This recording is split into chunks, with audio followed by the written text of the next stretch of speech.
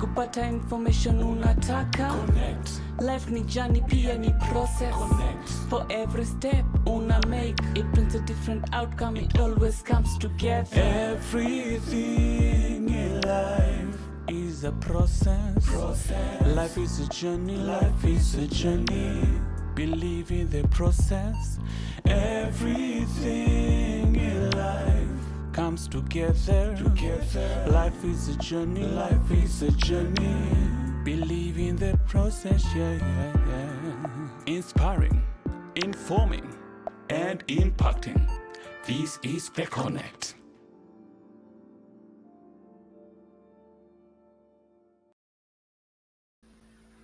Hello and everybody, thank you for joining us tonight for yet another power-packed live session on the Konekt.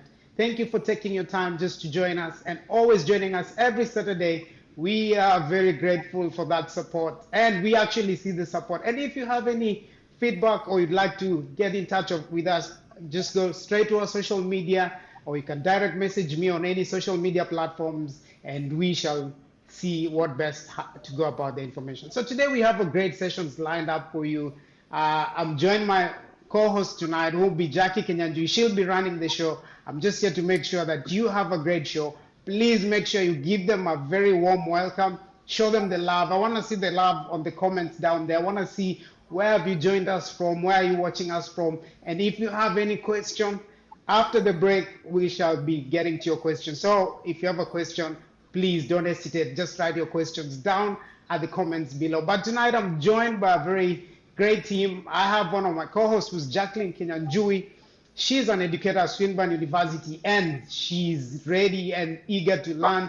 And she's doing great things within the community. And on the other side, she's going to introduce our guest tonight. So it's my great pleasure to introduce and welcome once again to the Konekt, Jackie Kenyanjui as my co-host for tonight. Thank you so much, Jackie, for taking the opportunity just to be on tonight. And it's over to you. Just enjoy. And everybody out there, please give Jackie a warm welcome. Give them a warm Konekt welcome so that she can feel loved and feel welcome. Thank you so much. And over to you, Jackie. Have a great show and enjoy yourself. Thank you. Thank you, Pete. Thank you so much. And hi, everyone. Welcome. Welcome. It is exciting to be here for yet another session of the Konekt. So the love is really felt. You know, I've been seeing the chats and the different comments that have come through the different shows. It's fantastic to have the support. So today, I hope you're excited. I hope you're eager. We have a wonderful guest lined up. And I'd really encourage you to, listen in, tap in, see how he can be of benefit. So I've already given a hint. He can be of benefit or help to you. So please, the Q&A will be open in the second half, and I'd encourage you to ask some questions. So without any further ado, I will introduce our guest tonight. Our guest for tonight is Justin Njuguna. And I'll just tell you a bit about Justin so you see why it is we felt it necessary to bring him to the Konekt tonight. So Justin works in the banking industry, and this is what his background looks like. So firstly, actually, it's worthwhile starting with the fact that Justin is a family man. Justin is married. He has 2 children, and then he works in the banking industry. So with his industry and experience, he has worked in banking and financial services within Australia for more than 18 years. And those 18 years have been exclusively served at Westpac. So Westpac Banking Corporation, and as many of us would know, this is one of the big 4 banks we have in Australia. Now, professionally, he has had diverse professional experience. He's worked in consumer banking, equipment, asset finance, retail banking, and at present, he's working in business banking. So in total, and here is something right here that would make a conversation, he has had 7 different roles. So 7 different roles spanning that 18 years at Westpac Banking Corporation. And his current role is that of Business Development Manager. And this is part of the Westpac Business Bank Business Development and Acquisition team. So as if that's not enough, Justin has really been exemplary in what he's done, and he's been recognized as such by Westpac. And so, in terms of recognition, noting that West Bank has approximately 40,000 employees. 40,000 employees working both in Australia and New Zealand, but he has been the subject of recognition time and again. So each year he's been in the top 1% high performing staff in the bank. So he's received recognition, he's received awards, and he's been awarded specifically on 3 separate occasions. So think about that. Top 1% of 40,000 employees. That is quite a commendable achievement. And we're proud of you, Justin. And then he is also actively involved in community. And I know some, if not many of you, have interacted with Justin in the community. So he is very involved in support, in empowerment. You place a call to Justin, he will pick it up and he will try to aid you. So his role is within Kenya Community Victoria. He is the treasurer, and he also is there to give information and any communication needs relating to KCV. Justin is at the forefront. So if you've had something you needed posted on Facebook or other platforms run by KCV, Justin is your man. So without saying any more about him, Justin, welcome. What a glowing introduction. So I'm really interested in knowing, as you hear that introduction, how does that make you feel? Thank you so much, Jackie. That was really fantastic. So thank you so much, and for the introduction. I feel very proud to be able to be a part of the Kenyan community here in Victoria and in Australia, and also playing my part in empowering the community and shedding a positive light on the African Australian community. So as you yourself do very well, Jackie, and also Thank Peter you. does very well. So combined effort. Thank you very much. Yeah, that's awesome, Justin. That's really awesome. It is a combined effort, and you bring in something, I bring in something, and it's all for the better of all of us. So thank you. Mm. Now, let's start. And I want to start with thinking about this current situation we've been in. I know we got Freedom Day yesterday, but really the freedoms are far from completely secured. So, just thinking about the COVID environment and this environment we've been, and knowing that you're very immersed in the corporate sector, in banking specifically. So, can I ask you, what are some of the changes you've seen in the corporate sector, particularly during this time that they have been brought on by the pandemic, by COVID? So, what's being done? How is it being done? And how is that different to where we've been previously? Thanks, Justin. Thanks, Jackie. That's a good question. So, some of the changes including that come about in the industry include flexible working arrangements, and that is include what's commonly seen called working from home. That has been something that has been new and had to be implemented fairly quickly. There's also been customer and stakeholder engagement via video conferencing as a primary source of communication, which was never the case before. Many a times we've had customers and stakeholders who, in the early days, had their very first interaction via video conferencing. It was fairly uncommon previously. There's also execution of bank and security contractual obligations via digital signatures. So the bank had to really adapt to the change and acknowledge that face-to-face meetings are not the way to go or were not possible. So that was something also that was new, that coming signing contracts exclusive via digitally was in place. Also looking at business and customer support strategies. Having the pandemic brought about a lot of hardship to many businesses, and as a result, the bank came up with a few strategies, including loan repayment deferrals, which was primarily in place in 2020. At present, at the moment, and commencing late last year, there was funding support, whereby there's what's called SME recovery loans, and this is part of the government initiative to support economic recovery. So that is a lot of clients at the moment are actually taking advantage of that, self-employed clients. Um, Also, one thing to consider is the regulatory environment. This has remained a consistent key focus for the bank, especially and a focus for the bank, especially after the 2018 Royal Commission into the banking and superannuation and financial services industry. So this regulatory environment has not actually changed at all, despite the pandemic. So it has made our work as bankers twice as hard in many instances. Mm. Yeah, fantastic, Justin. When you were talking about the working from home, I would have thought it would be a big undertaking, and it probably was. Thinking about the confidential information you have about clients, and now you're having to transfer those to a home setting where people are looking at client information within their own homes.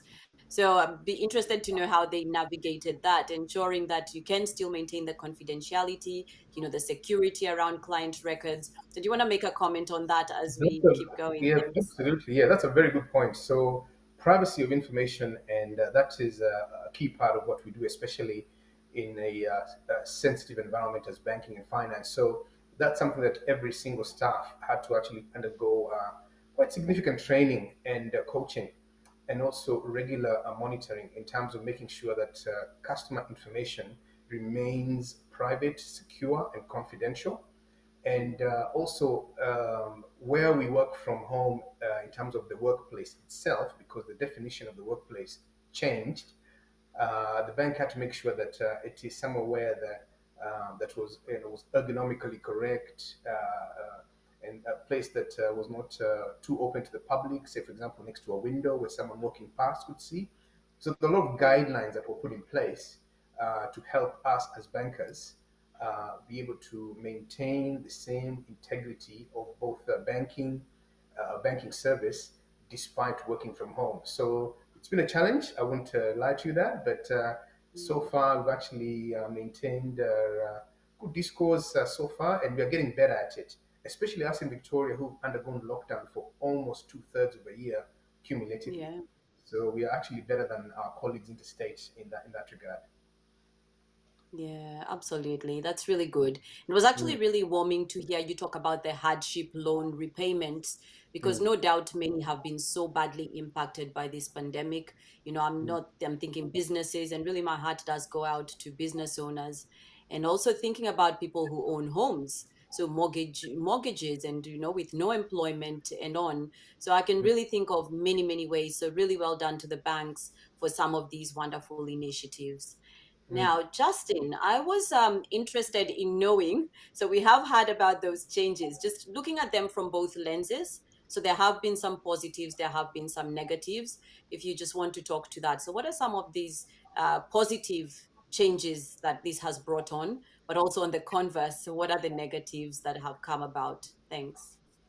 Yeah, so some of the impacts, so some of the positive changes are in terms of technology and flexibility.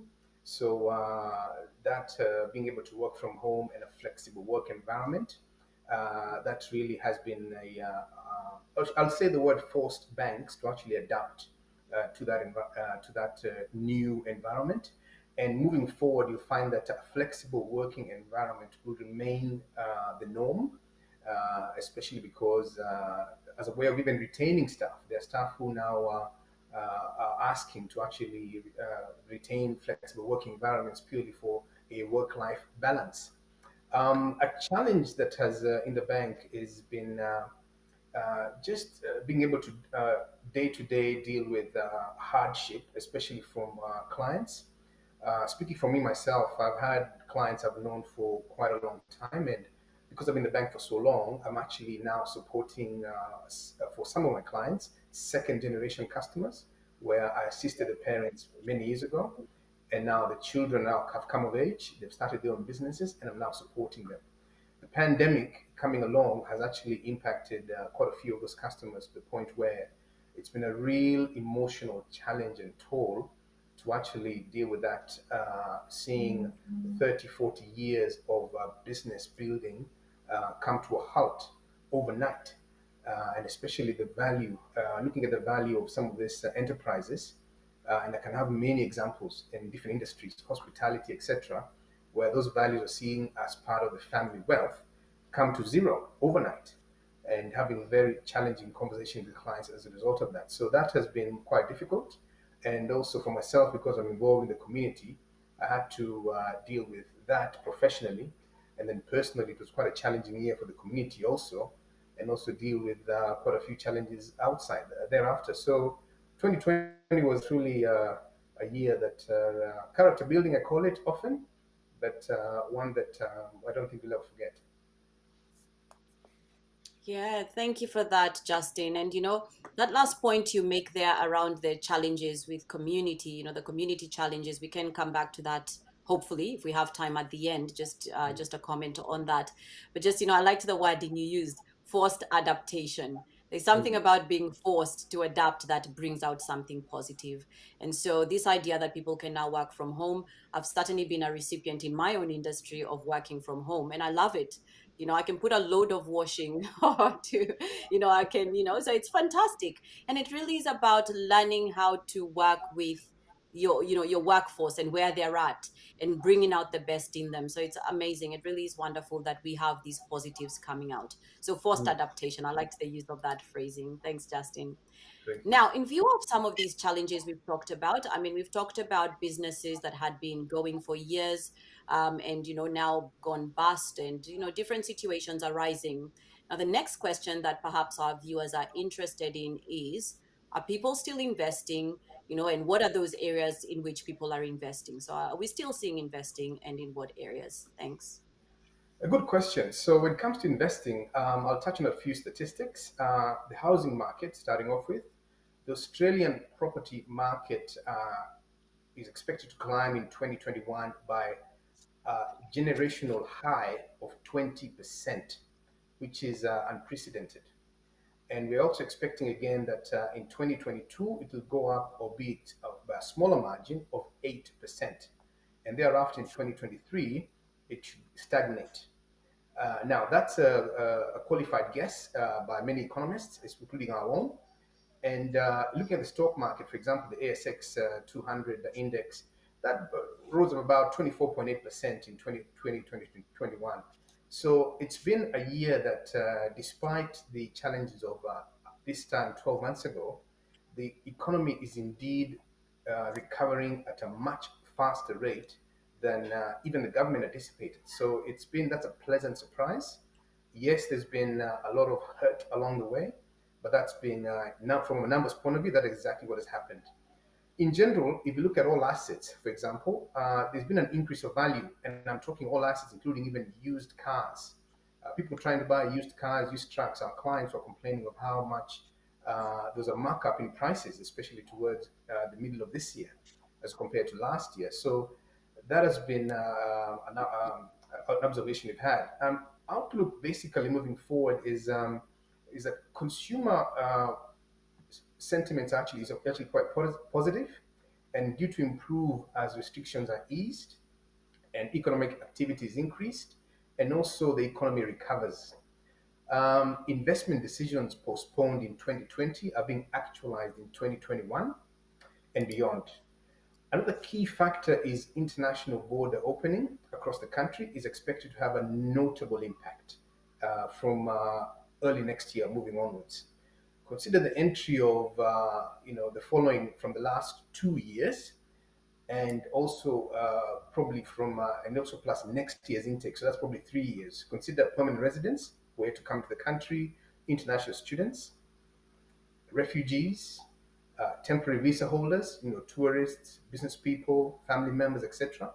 All that all that influx of human capital tends to come with it financial investment in one form or the other, and that is hence why we are actually predicting that the housing market, despite a record year this year, will actually increase again next year. So that's how we're sort of looking. So people are investing, and we'll touch more on this later on in other questions. But that is sort of the outlook so far as of this year, which has been. If you asked me the same question this time last year, I've given you a very, very different answer. But here we are. This is the situation, and this is the reality. Very good. Wow, really positive outlook, Justin. And actually, before I make my comment on what you've just said, I saw a comment come through from Elijah early on, and you probably have seen it. He says, awesome guest tonight, will be very good insights. So, Elijah, hopefully, so far, Justin hasn't disappointed and he is giving good insights. He certainly is to me. So, Justin, when you talk about the housing, I actually can attest to this. I've heard of people talking about their properties, they've doubled, quadrupled, and you're thinking, what is going on? It just seems to have gone really, insane. The housing market, people out there getting houses, and I have been out and about myself, and, the queues people queuing up. There's so much demand. It's listed today, it's gone tomorrow. It's just phenomenal how we are seeing a boom. And it was interesting to hear you say that is in other sectors as well, used vehicles and the like. So really an interesting time we're in. So then there might be someone who would ask you the question, Justin, in view of what we're saying, there is this boom, and 2022 potentially will be, is it worthwhile waiting? Is it worthwhile waiting to invest, or is today the time? Should they start to do it now? What would you say? That's a good question. Now, I'll put more bit of context in this because a bit to mention here. Now, the pandemic has indeed brought a lot of adverse impact to the economy, different sectors. I'll acknowledge that: hospitality, travel, tourism, higher education, etc., to mention a few.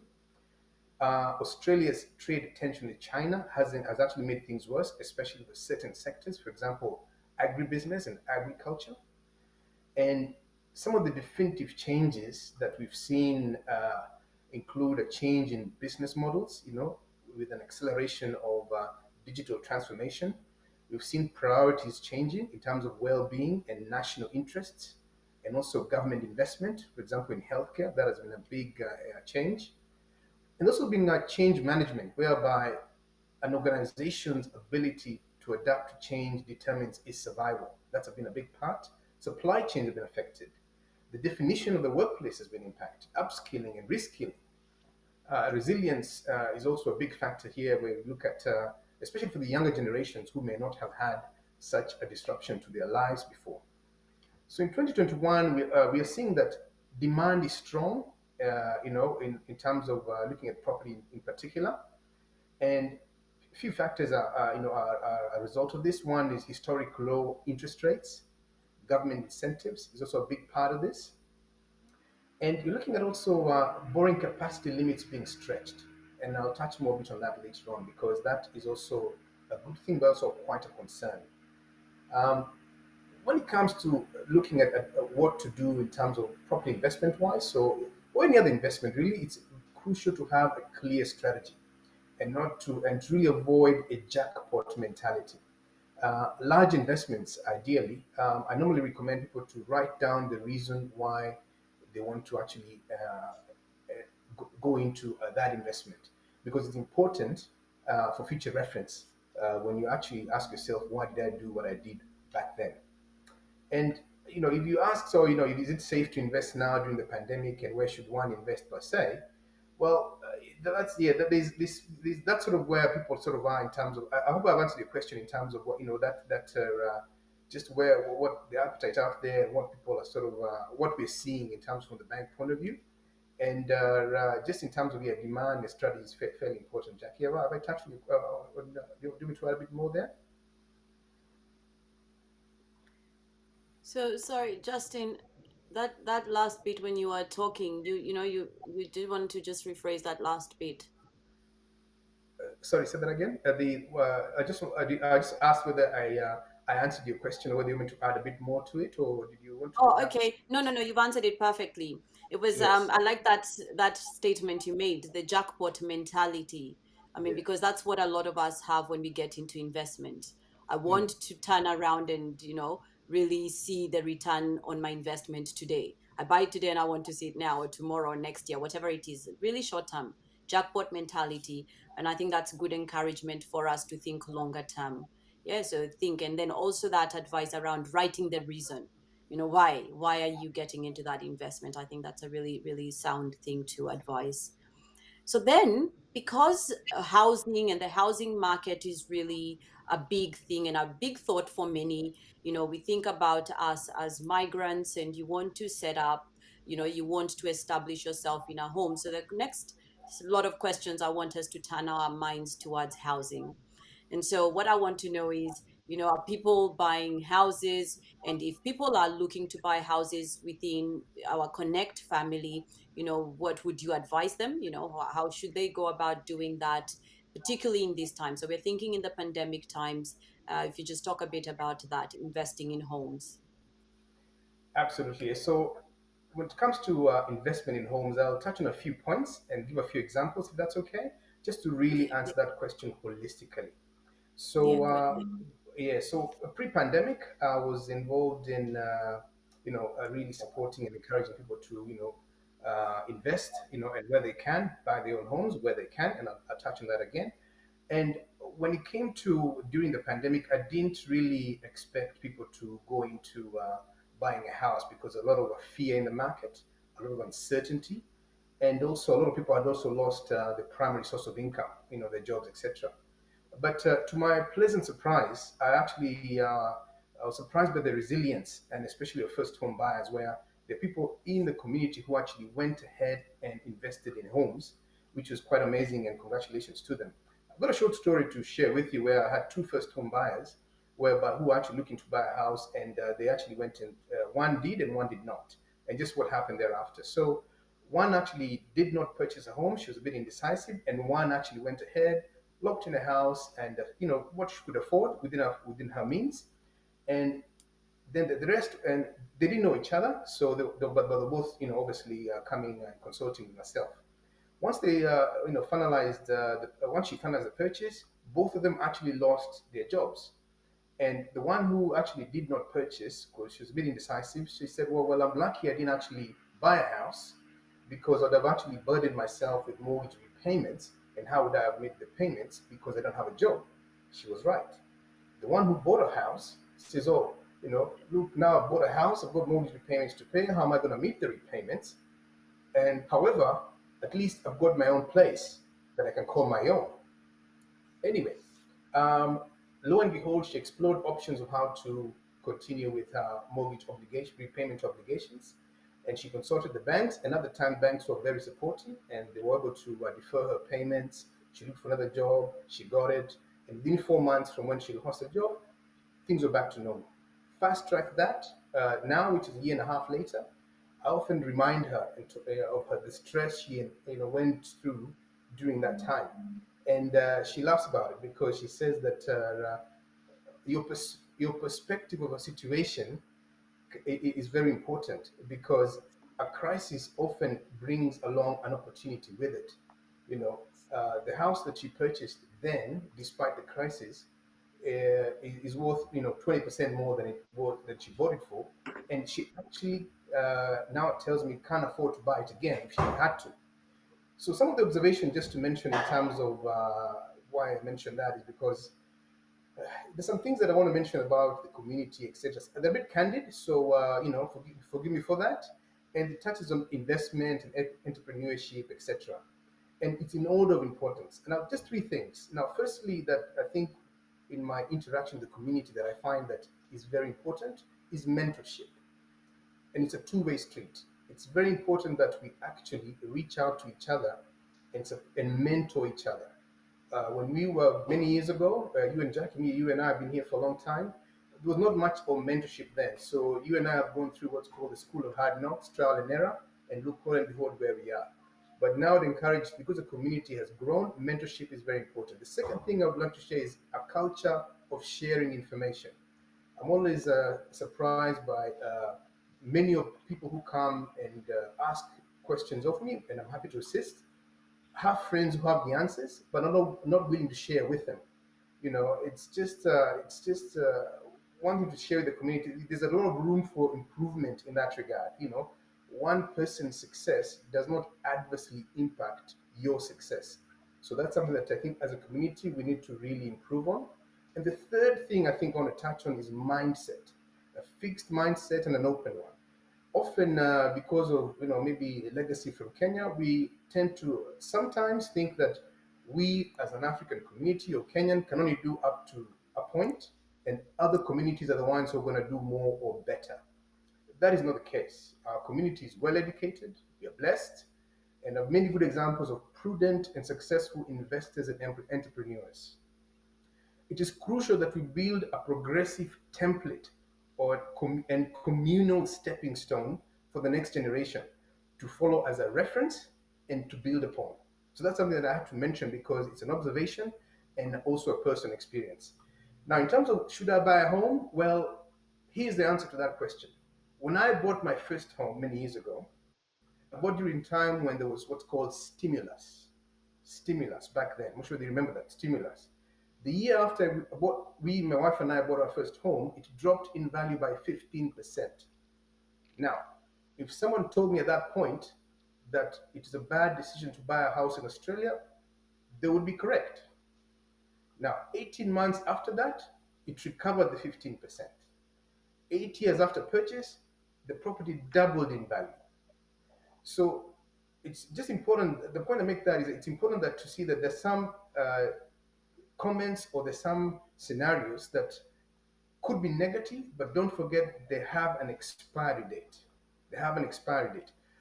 Property purchase always it always depends on one's situation. Personally, it may not be for everyone, but it's recommended, and always depends on one's personal situation, personal circumstance, affordability, risk appetite, etc. Here's a myth. House loan terms are normally 30 years. No, people not often ask how long is the average lifespan of a home loan. That's actually 12 years or less. Now, it's good to consider that because often one of the reasons why people don't actually go into house investment is because they say, well, I don't want to pay a loan for 30 years. Well, that's not actually the case. Reasons why people buy a house, from my experience, are as follows, and I'll just touch on them on each one at a time.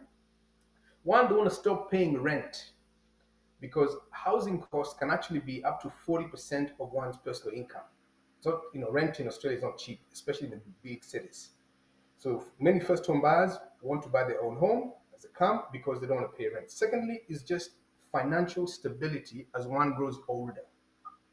There's, commitments increase and one circumstance may change. For example, you want to slow down in later life and you want a situation where you no longer have to pay for that household expense, so to speak. Another strategy people adopt is they become first home investors. So instead of buying a house to live in, they buy a house to invest in. And I'll use a term here that's once heard once upon a time. You rent where you want and buy where you can afford. So that often is people who want to face, for example, think the major cities are too expensive. Well, they end up buying in the regional areas, for example, but as an investor. And that also does not adversely affect your first homeowner's grant if you do buy a house to live in the future. It's good to mention that. Another point I want to mention is asset types. What type of properties do people purchase? The trend tends to be standalone homes or townhouses where the land value appreciates. That's important to mention. Rural properties is something that I've seen a trend in the community, people actually going ahead and purchasing. Apartments, people tend to generally avoid those because the market value tends to be more volatile, especially during downturns. And also in the current pandemic environment, because of the common areas in apartments, people are a bit afraid of being able to contract the disease. Another asset type that people are actually going into now is called commercial properties. Commercial properties have higher yields, and we're talking about warehouse offices in suburbs. When you look at the commercial offices, say in the CBD, people tend to avoid those because of tenancy challenges. And also with the pandemic, you find that you'll run into bank funding restrictions if there's a reliance on the rental income to demonstrate borrowing capacity. So that's important to note. Another couple points to mention is some people actually decide, well, they want to invest in Kenya, which is good. And hence you find that there are people who actually adopt that strategy of investing in property in Kenya because, quote unquote, they want to return to Kenya soon. Now, having said that, that's a good strategy because when it comes to investment, there's one thing that I only tell people: do something, don't do nothing. However, don't say you're going to Kenya and 10 years later you're still here, 15 years later you're still here, because that means that that was not actually the case. It was just an excuse, so to speak. The last reason why people buy, invest in property is to avoid making the mistakes of others, because they see that the investment decision is actually time sensitive.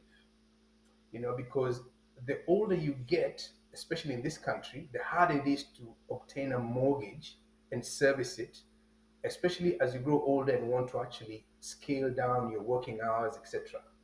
So that's just a few points to mention there that I think I have to mention, because it's the things that from personal experience and the things I've seen in the bank, and also sentiments that people have shared with me in the community. Thanks, Jackie. Oh my goodness, Justin. I wasn't sure whether I should be taking notes or I should be hosting. I'm like, hang on, can I transfer hosting so that I can take notes? Oh, I've got like a sheet full. I should leave. Okay, my handwriting, maybe I should show everyone. But that was quite remarkable. And really, I personally, if no one else, I really am benefiting from this conversation. And I really do feel there's so much. I wish we had 2, 3, 4 hours and then I could dig deeper. But in the time we have, this is fantastic. And thank you so much for your insights. And I really did like a number of things and the context you set around, this is who we are as Kenyans. There is information, there is, let's share that. And then you went on and built onto that and talked about, whether people should be investing. But that thing, do something. It doesn't matter what it is, but do something. I really liked that. It is important that we are doing something. And there is clearly a lot of love and support for you.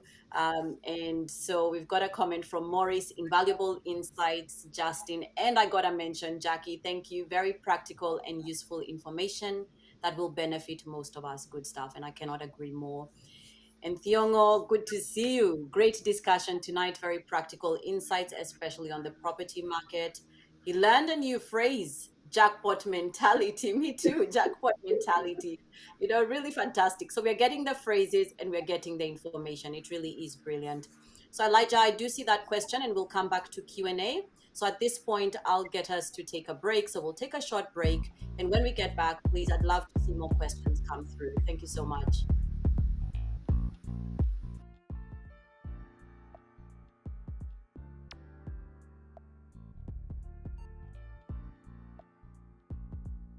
Thank you so much, guys, for joining us tonight for yet another power-packed live on the Connect. We say thank you and may God bless. Tonight, if you haven't subscribed, if you haven't shared any of our story, or you have not watched any of our story, please do go watch our stories, support this channel, and that's how we grow. But apart from that, thank you for actually tuning in, making time to just come and listen to what we have for you. And tonight, we want to say, from the Connect family, we want to say thank you to Justin for giving us this time and grazing the occasion, and may God bless you and may continue doing great things within the community. Thank you so much as well for everyone else who's out there, who's always been supporting us, who's always been sending us great feedbacks.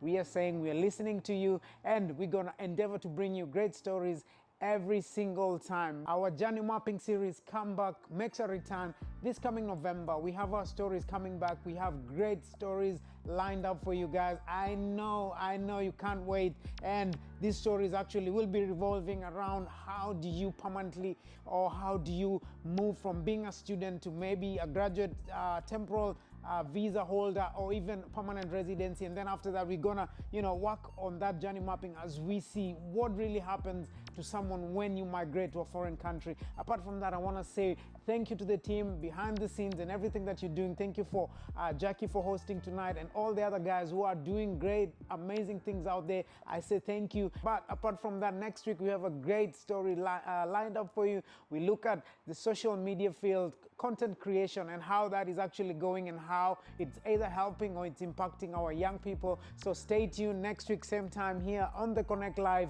7:30. We talk social media manenos. Again, thank you so much for tuning in tonight. If you have any question, please don't hesitate. Write all the questions down on the comments below, and our team will endeavor to answer all those questions. Other than that, have a great night, stay safe, and God bless. And it's over. Back to you at the studio.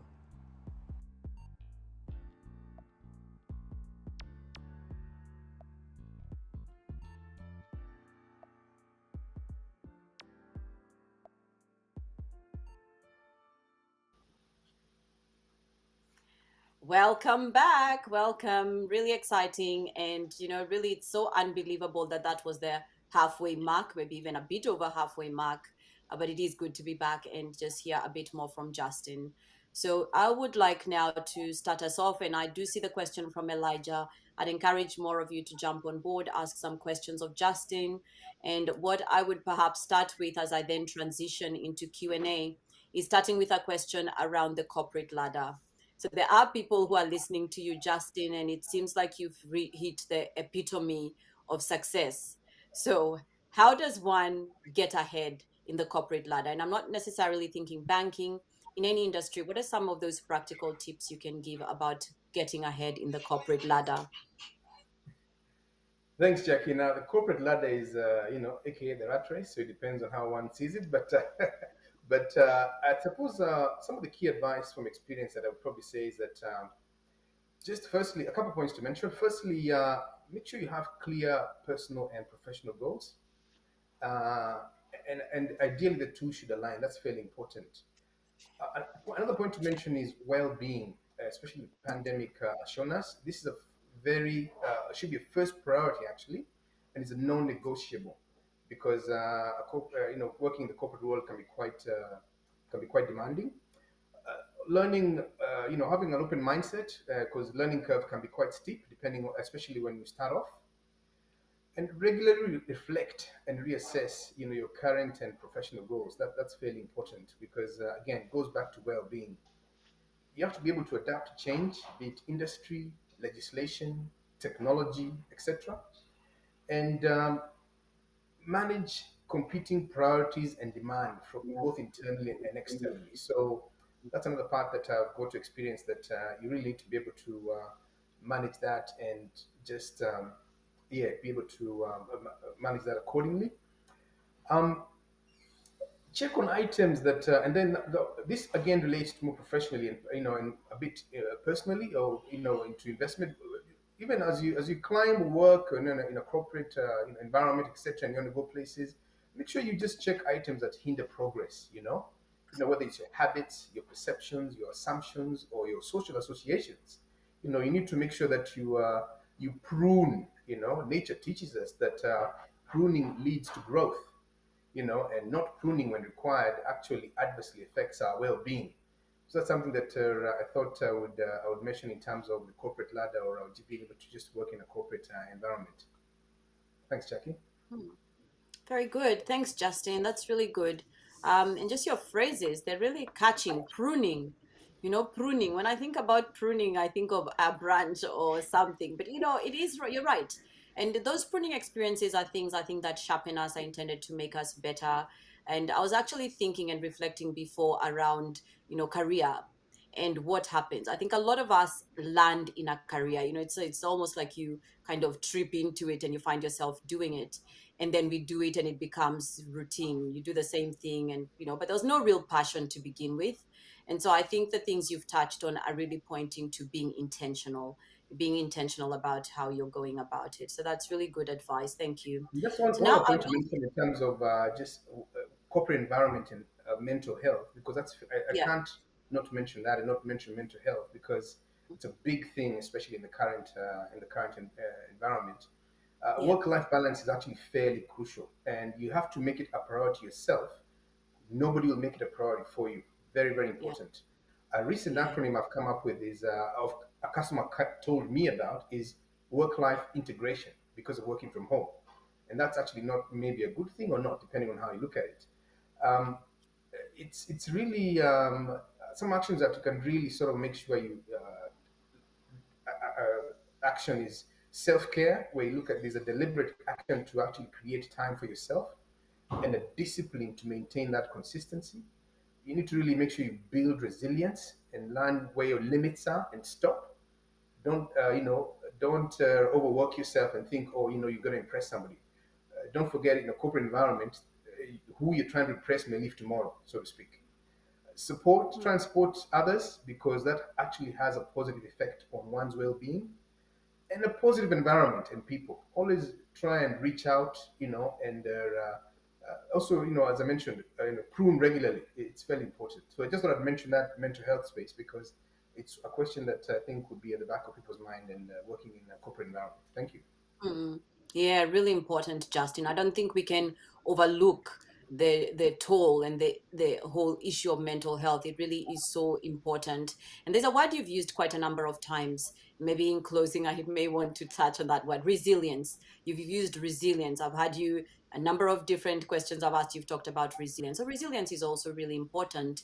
And then maybe that's another discussion. How do we then build that resilience? But we can talk about that. So Elijah has been hanging on his seat. You know, he posed a question ages ago. It's been hanging in there. So let me go to Elijah. And this is the question he has for you, Justin. Regarding the Australian housing market and overall economic performance, are we likely to see residual negative impacts post-COVID and geopolitical tensions with China and France? Loaded question, but what are your thoughts, Justin? Very good question, Bon Elijah. Thank you very much for that. In terms of post-COVID, at the moment, and this is, I'll touch on, I'll break that question into a few bits. First, I'll talk about the COVID part, because I don't think there's a post-COVID part. There's a COVID normal part. So, and we're actually living in the COVID normal part of the cycle.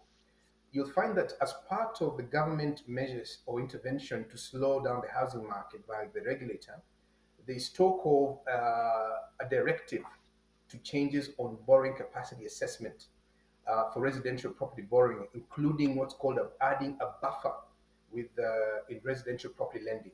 So hence why you find that the impact of that is going to be felt more from 1 January onwards. But the government is very keen to make sure that the market does not price out those very people who it's trying to assist. So the desired the desired outcome, beg your pardon, of that is to actually slow down the housing credit growth, and the target there is investors, not so much first home buyers. So there'll be buffers. Say, for example, if your home loan interest rate is 2.5%, the government, by the regulator, may say that you need to add 3% on top of that. So when they're calculating what you can afford, it'll actually be 5.5%, 6%. Now, I mentioned the desired outcome. The expected outcome is that investors may simply switch to a different asset class for investment, namely commercial property investment, because the buffer does not apply there. So that's one part to consider. When it comes to trade tensions, that tends to be played by year to year, because at the beginning, if you recall, when the China Australia matter commenced earlier on, we didn't actually think to last as long, because we thought China was highly dependent on Australian coal. But lo and behold, they've actually held out for a long time. However, it seems that China is now back in the market looking for coal. So I think the impact, whether it's France or China, the French matter in particular, I think purely because of historical brotherliness between the two countries, I think that there's not going to be a significant impact per se, or lasting impact. If any impact at all, it may be short term. There's not going to be any lasting impact between France and Australia, because you have big brother, the US, there as the intermediary. But between China and the US, China and Australia, there's no big brother. It's just China and us. So I think we're hoping that the China matter will actually subside, because the sector that really needs to recover and recover fully is agriculture. That's the one that I think is hurting a bit. Resources, yes, too. There's other options for resources, our coal, etc. But because without the trade tension there, I think the economy would simply be overheating at the moment. Because the boom in property and equities at the moment is there, despite of no international restrictions with international arrivals and trade tensions. So you can imagine if those weren't there, 2022 may end up being a bumper year. Very good, Justin.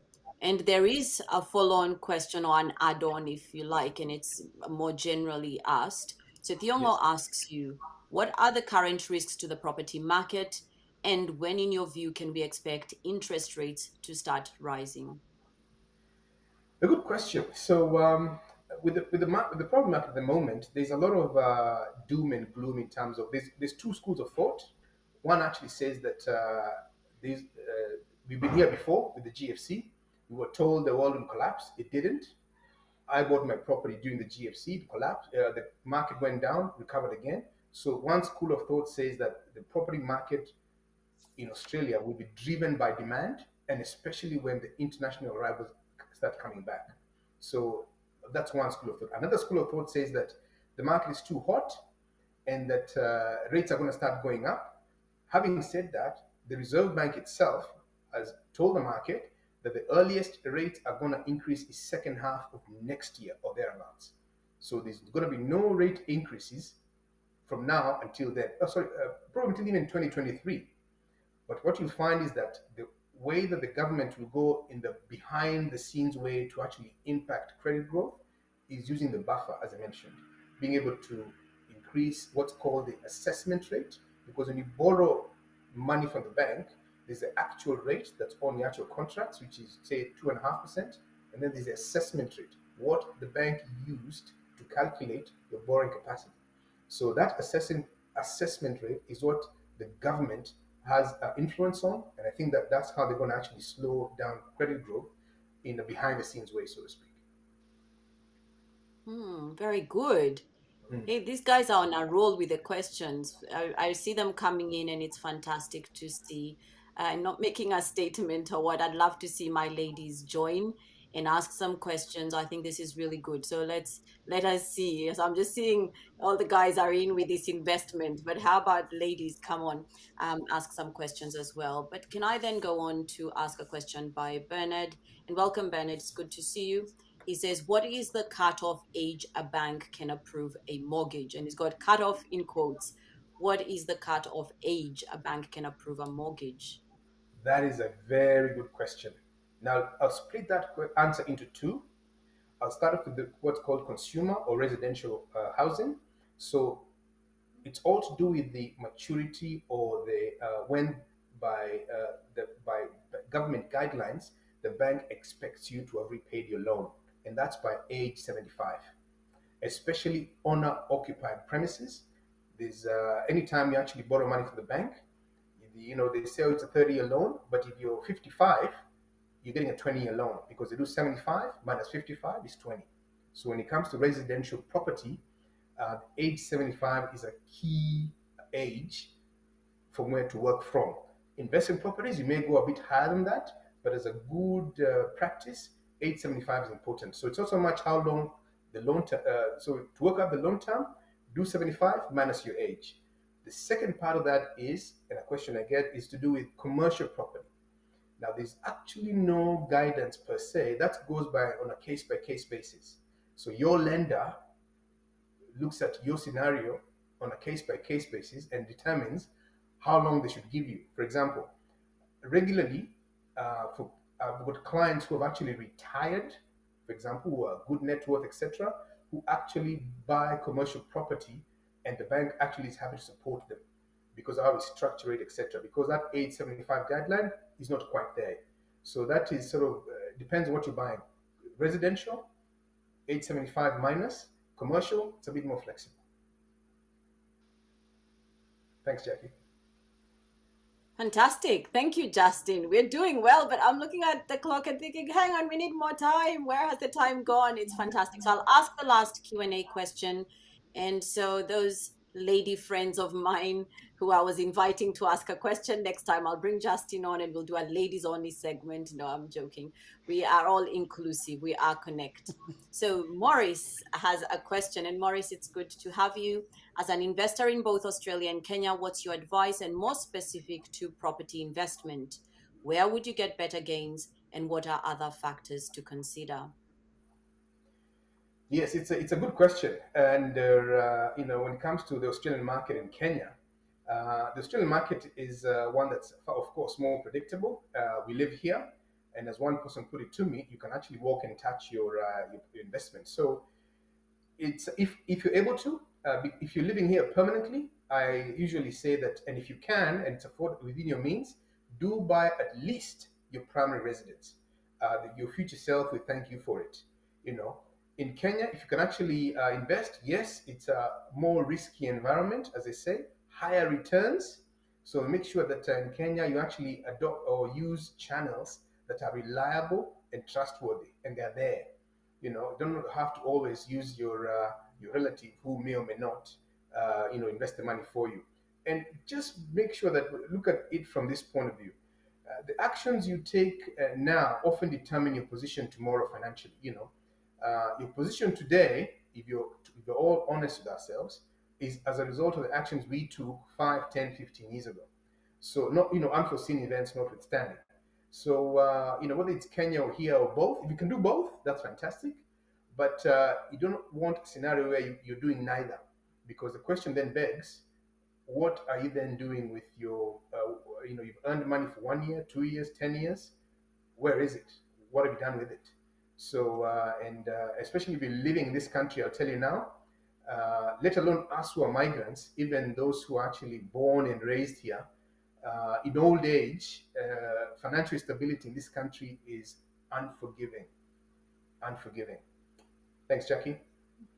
Yeah, really good. Thank you, Justin. And I like that cancel around, at least your primary residence, at least that, then the others you can do. Without going too much into my own thing, I purchased a block of land in Naivasha. I just had Naivasha and my eyes were lighting up. I was thinking the lake will be right at my door. And I bought it without ever seeing it until I went to Kenya and I realized, my gosh, like it's remote at best. Anyway, story for another day. And there is actually a lot of desire to see you come back, Justin. There is a real feel that, oh my goodness, you've rushed this. You need Justin back. So first, can I get your commitment that you will come back? If I invite you, you will come back. Yes, yes, yes. Yeah, we can arrange for that. We can arrange for that with Peter and yourself. So why not? Yeah, brilliant, brilliant. So before we wrap up, and I also have I see there was a question from Ed, and so you may be worthwhile touching base with Ed and just answering that one. I also have a good job from my husband, so I'm glad I'm not disappointing the household. So thank you, Martin.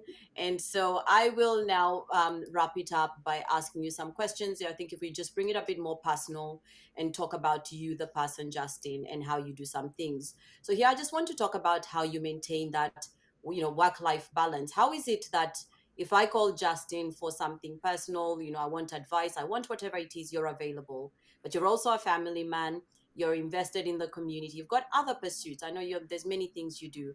How do you strike that balance? And in doing that, how do you ensure that your mental health is looked after? It's a good question, Jackie. So yes, there's a lot on the plate, and I think for me, what I do is that it's time. I just managing my time. I make sure that every day when I wake up, I have some set goals, some rocks in the diary that I'm going to do for that day. And for me, I make sure that the community work that I do, that is a calling for me. That is not work. I find that that is something that I do out of volition, voluntarily, and I'm careful and to know my boundaries. How much can I do, and what is my limit? So very, very clearly, and I've improved over time. Yes, in the early days, the time when I was overworking myself, managing my work, life, professional, family, kids, etc. But now I've got a routine happening, which is important. That's one of the advantages of lockdown. I've been able to really have a set routine as to when I'm attending to my own work, which can be quite challenging. Looking after my kids, my wife, and then the community. But the community part, even mindset-wise, is not really. I don't see that as work. It's simply me being able to give back and support because it's something that I've seen the value of, and often, not just our community, but I often see being other communities being, we like to talk about other communities a lot. This community does this community does that, and we have to make sure that we are the ones, we are the silver lining in the cloud, so to speak. And the pandemic has been the most challenging season for us as individuals, families, and communities, and the most significant disruption in our lives in modern history. So many lessons have been learned, and learning continues, and it reminded us more that our most valuable asset is actually time. So the one advice that I would really sort of give the community, just to make sure that you seek God's guidance first, in terms because the right direction is essential, lest you labor and search in vain. And then from there, I just cut a clear pathway, and when inevitably, our time comes, let it find us cheerfully and purposefully, walking in the right direction. So this is what, parting comment there that I want to make, because that's why we're here, to make each other's lives a better place, isn't it? Thanks, Jackie. Yeah. Yeah, absolutely, Justin. Could not agree more. Could not agree more. And I think that heart, that passion, what you called calling, it really shines through with you. And we are so grateful as a community. I think this is no better time to say this to you. We are grateful for what you do. We are grateful for the sacrifices. Now, I kind of, you have a lingering thought that you need to do something. And my lingering thought right now is I think it would be remiss to not try and answer Ed's question. He's thought about it, he's here. So if you can answer him quite succinctly, I hope it's not too elaborate. I'll read it to you. Answer that, give your closing remarks right after that, and then I'll come back on. So Ed has this to say, how do the banks deal with investors who purchase through trusts? Could you also touch on treatment of SMSFs? That's a good question. So when it comes to, and I'll break that again. I like to break down things, so I'll break that question a bit. So when it comes to trust, yes, we do support trust, and you can actually buy a property, be it residential or commercial, using a trust, or any property, even farmland. And when it comes to trust, they always have a trustee anyway. The trustee can be an individual, can be a company, it can be both. So, or even more than one. So it doesn't. So yes, we do support. You'll find that in terms of appetite, the bank may have limited appetite to some kind of trusts, for example. So that's something to consider. But if you're looking at a discretionary trust, a family trust, the bank would be all major banks will be willing to support. Things to consider in terms of trust lending is that when you look at items like mortgage security, or lending over 80%, mortgage insurance, under the trust structure, that's not available. It's going to be very clear cut in terms of what lending values the bank will assist. But in terms of whether it can be done, absolutely, yes, it can. SMSF, self-managed superannuation funds. They were very popular. They still are. And all big four banks actually were heavily involved in that sector for a good period of maybe 8 years, up to until maybe 2018, 2019, when I think all banks, even Macquarie Bank, stopped. Back in 2010, I actually myself settled one of the first SMSF loans for Westpac in Victoria, and that took me about almost 3-4 months to accomplish because of the very complex structure. So it was whereby you could actually be able to buy a property, whether residential or commercial, using that structure, and there were benefits to it.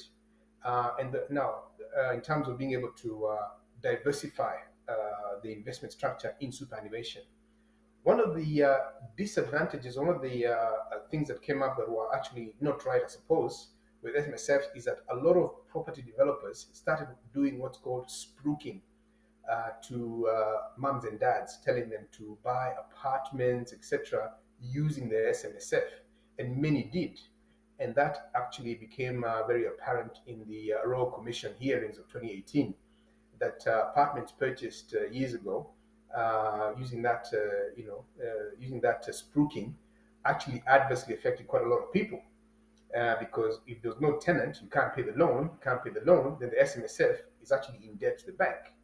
So, in terms of adopting, today you can actually still borrow money using SMSF, but using what's called second-tier lenders. All major banks have sort of departed that space. You find that interest rates are a bit higher, but if you're going to go down that path of borrowing money using SMSF, make sure you do a due diligence and do it well, because you don't have to sort of borrow money. You can put money in SMSF and simply invest what cash is there in itself. But if you're going to go down the path of borrowing funds, just make sure you really do your due diligence well, because there's been a lot of tears as a result of that. Some good outcomes, but a lot of tears in that regard. Thanks, Jackie. Yeah, really great answer. And this is how you know a subject matter expert. You throw at them any question and they will be able to answer it. It's not prepped, not rehearsed. but ready to answer. So thank you, Justin. We value that. And can I just say that I have a comment here from Jackie Njuguna, awesome guest and host. Well done, my dear. And I feel the love, Jackie. Thank you so much. And Justin, I hope you felt the love as well. We've got support from Jackie, and thank you. And I really do want to also think about other viewers. I know there are others viewing who have not asked questions, but who are still very much a part of this. So thank you. We appreciate you. We really love that you make time to be part of this show. So thank you so much. So Justin, I feel a bit sad, that bittersweet moment where you're about to say your farewells. This is coming up now. So I'd like you to say anything, anything at all that is close to your heart that you want to say in wrapping up. So this really will be your final remark, and then I'll come back and I'll close off the show. Thank you so much.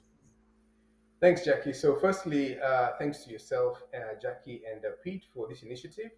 I remember when Pete first mentioned it to me, I encouraged him as I've encouraged him in many other initiatives. So, thank you very much for the platform. It is going to be it's a sustainable, ongoing platform that one day hopefully outgrows all of us and really becomes a medium of support, encouragement, and information for the community, because this is how you light a fire that will burn for a long time and really shed some light for us and the generations to come. So thank you so much for that. For the community, let's continue supporting each other, because we are our brothers keepers, and and our brothers and sisters keepers. And as I mentioned, those 2 points, I was fairly candid in some of the remarks that I made as to being able to really be the template for the future generations, because the way we actually manage our affairs and treat each other without you is being watched by next generation and will be carried on thereafter. Let our community be the one that others talk about, rather than we talking about others.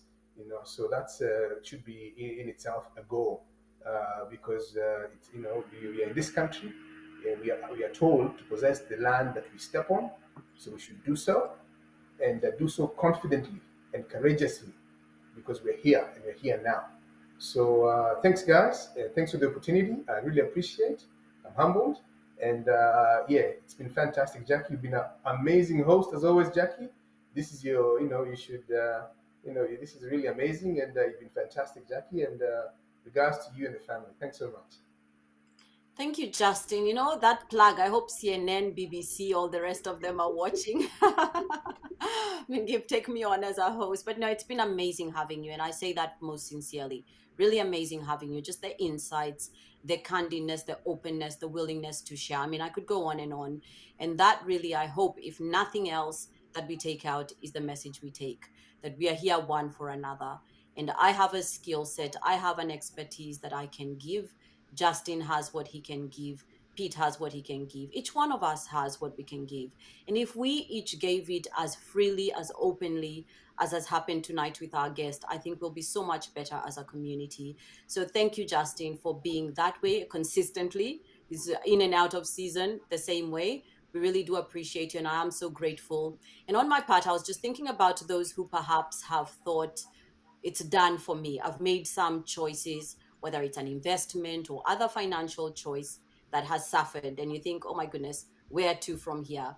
Can I just encourage those of you that there is still a turning around, that we do make mistakes, even in finance, but there is a coming out of it. So be encouraged that if somewhere along the way things haven't quite worked out, there is the support, there is the resources available. Get back on your feet, pick up, and then push forward.